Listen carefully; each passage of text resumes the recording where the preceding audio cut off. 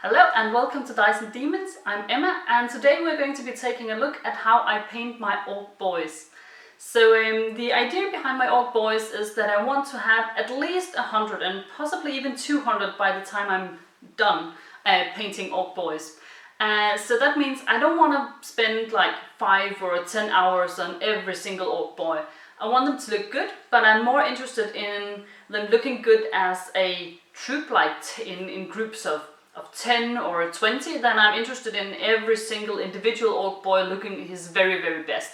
So what you'll be seeing here is my sort of compromise. I want to have a nice gaming piece, but it's not a display piece. So when you see me paint, you'll notice that I do highlights and I try to make it neat and look great, but I don't spend an awful long time trying to get every single little detail perfect, and I don't spend a lot of time doing very, very smooth transitions between colors.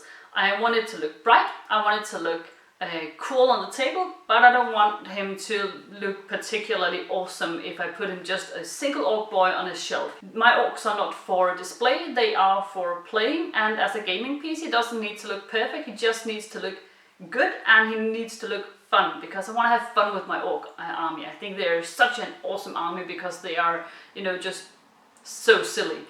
So I want them to look great, but I don't want to spend 500 hours painting orc boys. I think 200 hours should be cutting it. Alright, we start out with an orc boy. He's just been primed with the Bubblegum spray, and then I use my trusty Warp Lightning contrast paint just to give him the basic skin tone. And as you can see, I try to start working from the inside out so that you get to the most difficult to reach places first. I find that lessens the time you have to spend, you know, actually redoing your work because you've just painted over something that you didn't mean to touch. So I just give him a very quick layer of the contrast paint. I'm not being too smooth or too concerned with how it looks. I just want to get it to cover all the skin. I try not to get too much green paint on other places because then I have to go over it with the Wraithbone paint so that I can use other contrast paints over that. That's one of the disadvantages I find using contrast paints, that you can't just paint over another color with it. It is very see-through, so if you don't have a very smooth, nice, you know, base color, then it won't look good at all. And then next up for his shirt, I'm using the Athematic Blue, another contrast paint. I use this also on my tanks and stuff, so if you have seen my other video about the mech gun, then you saw me using that there as well. I try to use some of the same colors on all my units so that they will look like a coherent force once I'm done with them. Then I paint his pants and I use the Yandon Yellow that I also used on the mech gun. And again, as you can see, I'm just working pretty quickly with it. I don't want to spend too much time on it. I want it just to look nice, and then that's it. Then I use the Black Templar contrast paint on his helmet and on his gun as well.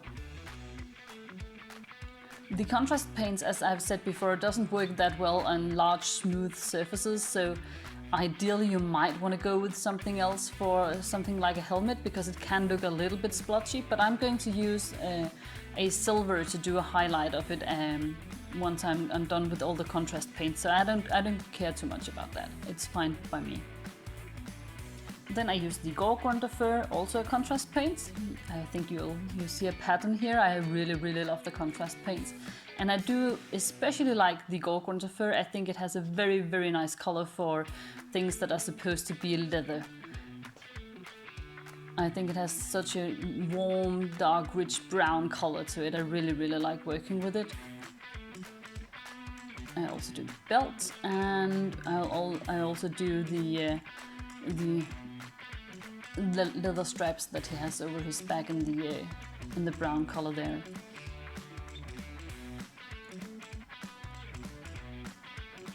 This is one of the steps that takes the longest actually in doing this model, doing all the leather straps, because they're a little bit hard to reach and I don't want to get too much brown paint on the light blue shirt. That wouldn't look too great at all.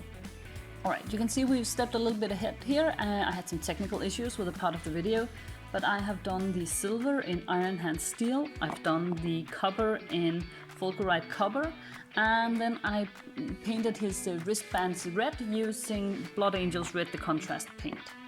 Now I'm giving the copper parts a wash in chestnut ink, very old chestnut ink, and I'm giving the silver parts a wash in Nolden Oil.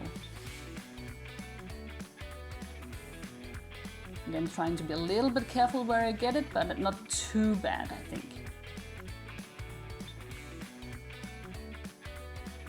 And then I take my Pterodon Turquoise and do a dark edge highlighting of the turquoise shirt, just to get a little bit of shades in there. And I use a very thin brush just to get some nice thin strokes. I'm working a bit quickly, I don't want to spend too much time on this step, but I still want it to look neat.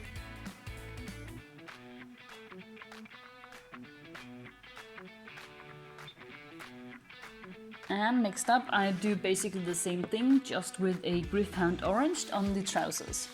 Just trying to get out the recesses in the pants and make it look a little bit more like you have some light and shadow. Next up we get to highlighting the skin, and first I use the Citadel Mood Green, which has a very nice base, I think, for the highlight.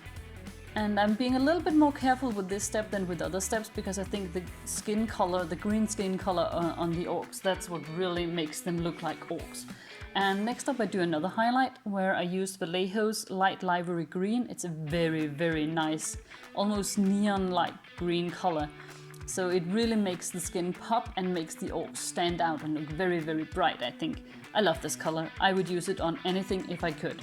If I could make everything just like neon green or neon pink, I would. I really would.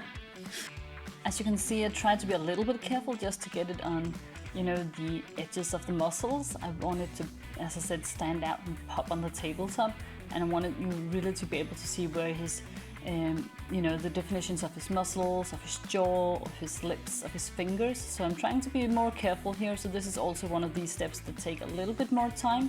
But also, as you can see, I'm not, you know, working really hard to get very, very smooth transitions. He's not going to be a standalone character. He's going to be one of a bunch of boys. Right, next up I take my yellow. I use here Flash Kids Yellow from Citadel, and I use it just to highlight the pants a little bit. And I'm not being too tidy here, I just want to make some bright highlights. And then I go over the skin again with the yellow, just you know, highlighting a little bit of the muscles and the fingertips and a little bit of the face as well. Again, I really want the skin color and the orcs to pop. So here you go, very, very bright green. I also use a bit of the yellow to highlight the wristbands on his arms, the red wristbands. Then I use some Wraithbone just to pick out his teeth. I know I should probably go for something a bit darker and make them look like he's, you know, not had the best hygiene on his teeth, but I don't know, I just like the sharp contrast of very bright teeth. So yeah, they look like pure ivory, and perhaps it's not the most realistic choice, but I like the look of it. Lastly, I do an edge highlight with the lighter silver color, both on the sword and on the helmet, and also on his shooter. And that's why I don't care too much that the black is a little bit splotchy on the smooth surfaces. I don't mind too much. I think it works out pretty well. I also do an edge highlight of the copper pieces just to make them look like they reflect the light. And lastly, I take my old toothbrush. Don't worry, I've never used it for actually brushing my teeth. And I apply some blood for the blood god. And I want it to look like he's just been chopping down someone. I do this on all my orcs, and I know they say less is more, but I don't care, he's an orc, so I think more is more, also when it comes to blood spatter on the model.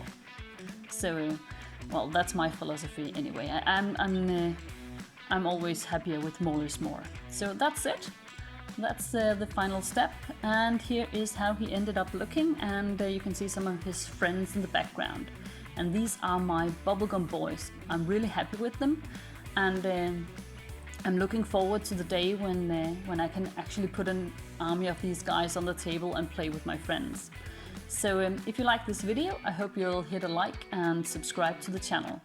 Thank you so much for watching. Bye!